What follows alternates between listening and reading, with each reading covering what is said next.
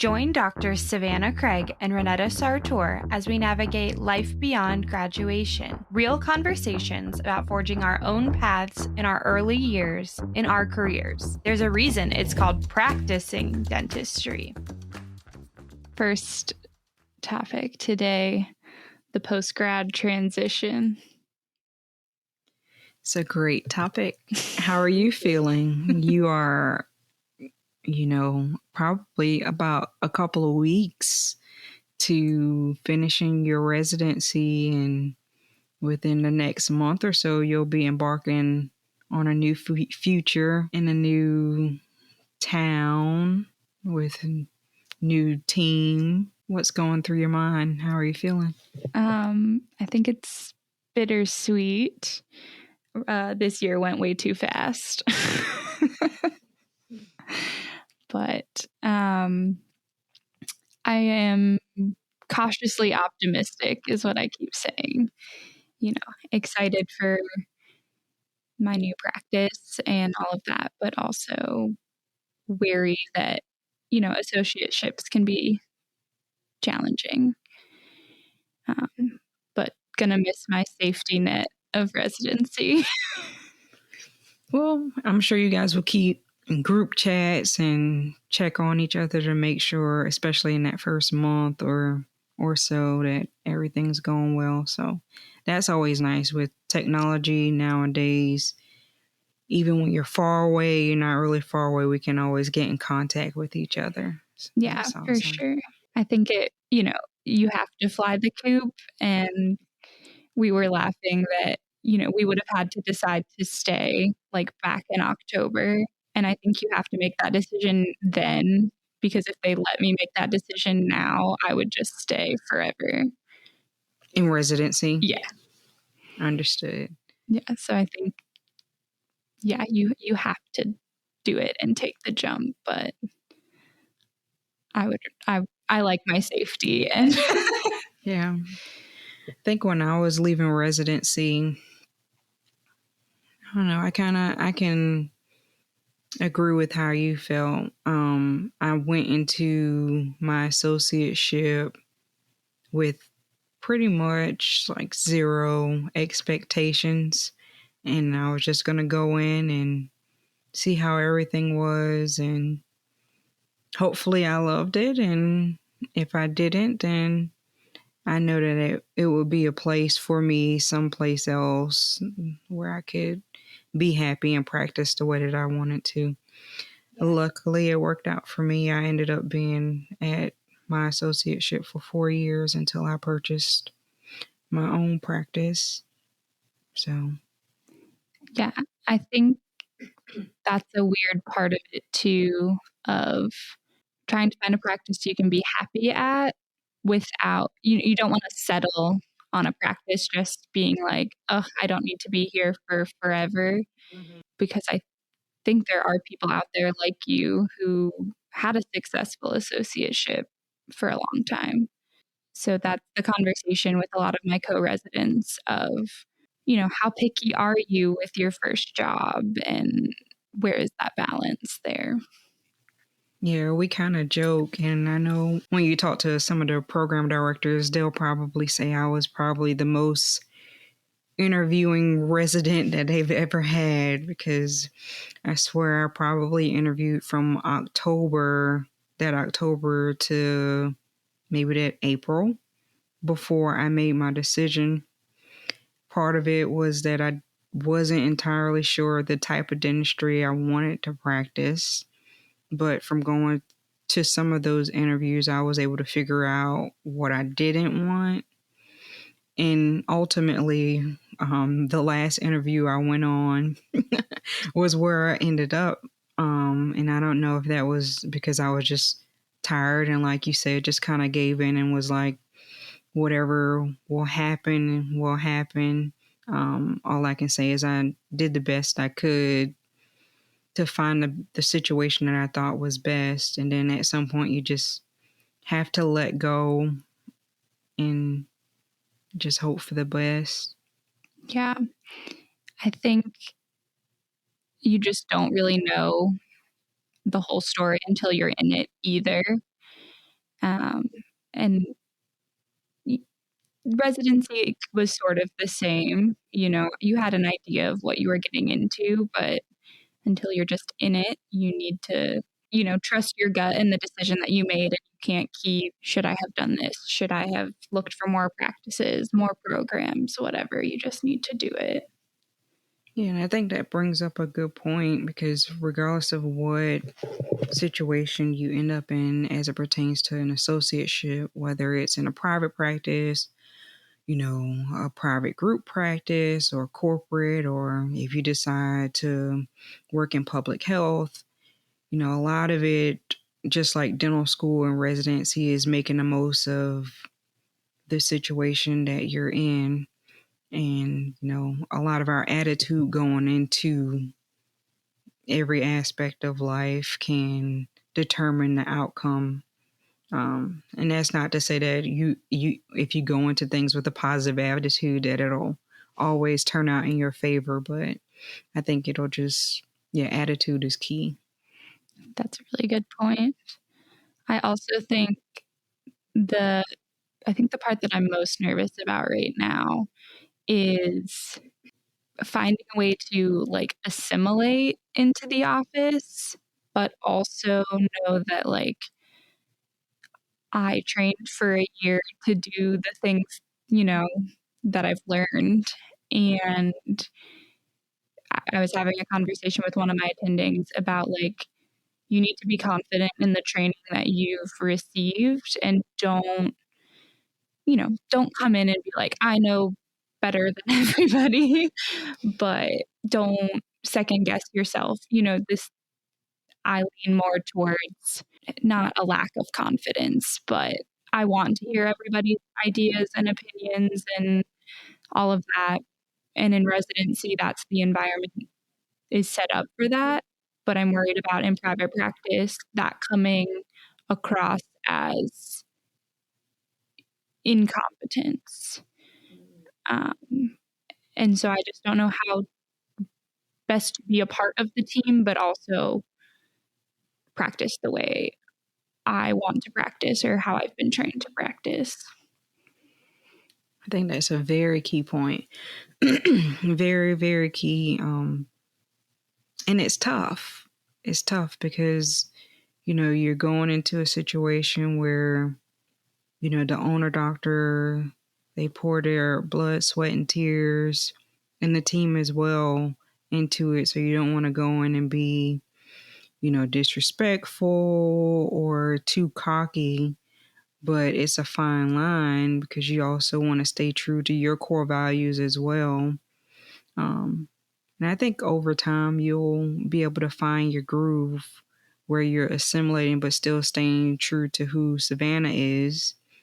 And if you find that it's a place where you maybe don't feel like you're able to stay true to yourself and your core values and things that you believe wholeheartedly and strongly about from an ethical and, just personal standpoint, then you'll know. Yeah, that's a good point. When you went into your associateship, were you and the owner sort of on the same page already with, or similar pages to how you practiced? Or, I know that they did a lot of surgery, you did a lot of surgery, that sort of stuff. Yeah, I think when I went for the interview, we actually it was a very laid back and relaxed interview, but we spent a lot of time talking about the type of dentistry that he liked and the way he liked to do things, as well as the way that I like to do things as well. And so a lot of that we talked about on the front end, but like you said, a lot you don't know until you're actually there and you're in it.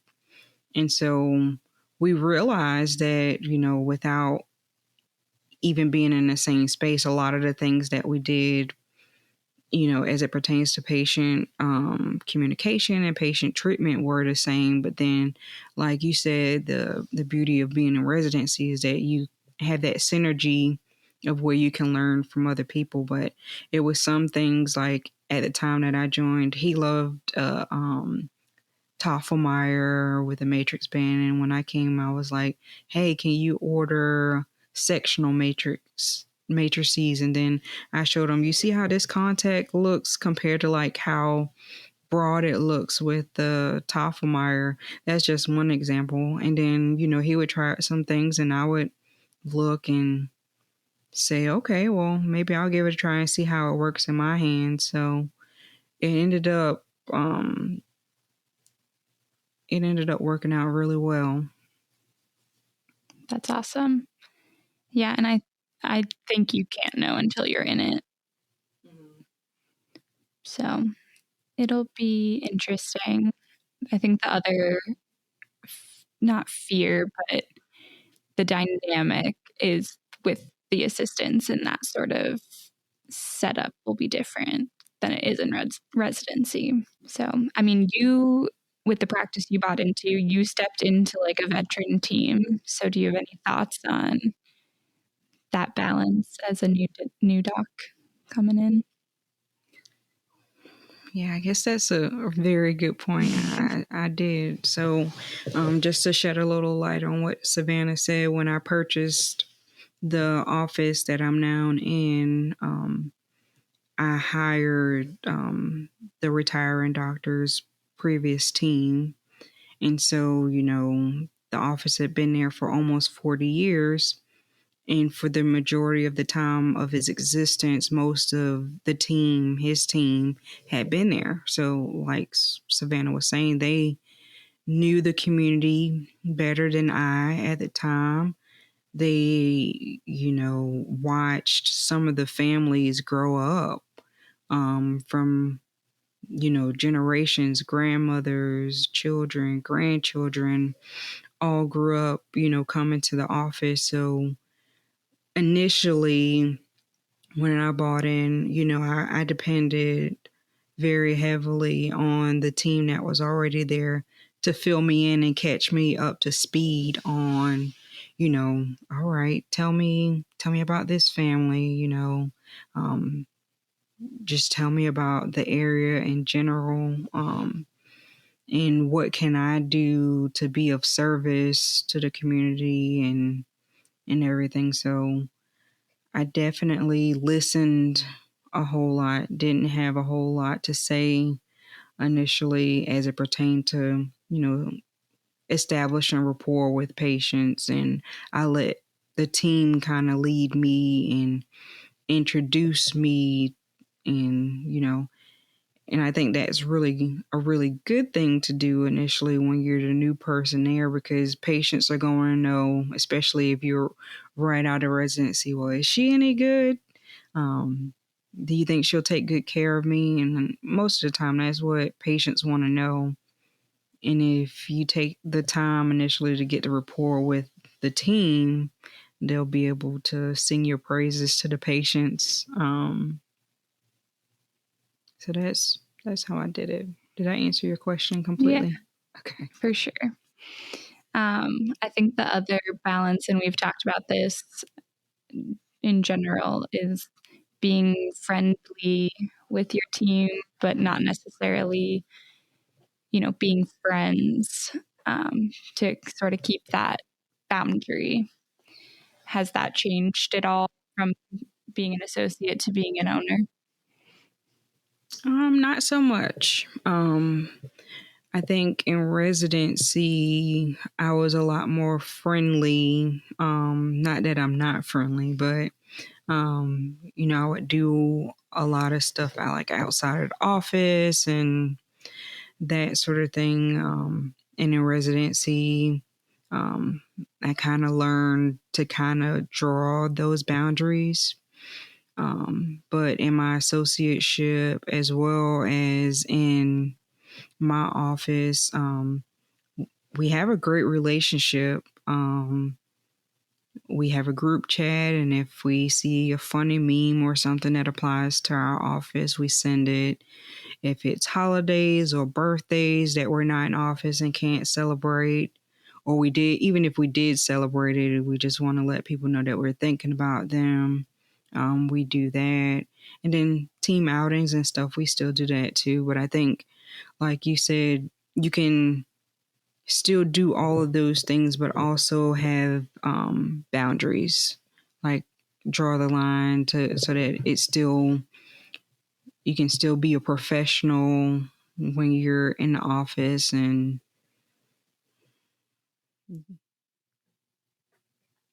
Yeah, that makes a lot of sense. One thing I think, is interesting with our, you're 6 years out, I'm 1 year out, which is crazy to think about. What is like one thing or a couple things you wish you knew, if to look back on yourself in my shoes going into this transition time? I think I'll go back to a statement you made earlier when you made the comment about assimilating into the culture that's already in the office. That's a great thing, but I think I was most worried, like you, about that same thing. But over time, I learned that if I stay true to who I am and my core values, and that you don't have to be the owner to still be a leader in your own right, I think I would be further along if I incorporated that earlier on. There was a point in my residency, maybe not residency, sorry, my associateship about 2 years in, where I made the commitment to myself that I was going to just set out to be the best leader I could be and best team player and team member that I could be. And I think that's made a world of difference in terms of how the team saw me in their eyes, but also how patients saw me, because believe it or not, they pay attention to how you treat your team. What, I guess, because you're embarking on your first associateship, but now that you have almost completed residency, what is something you wish you knew? I wish I would have pushed myself further, faster, and trusted that my attendings would catch me.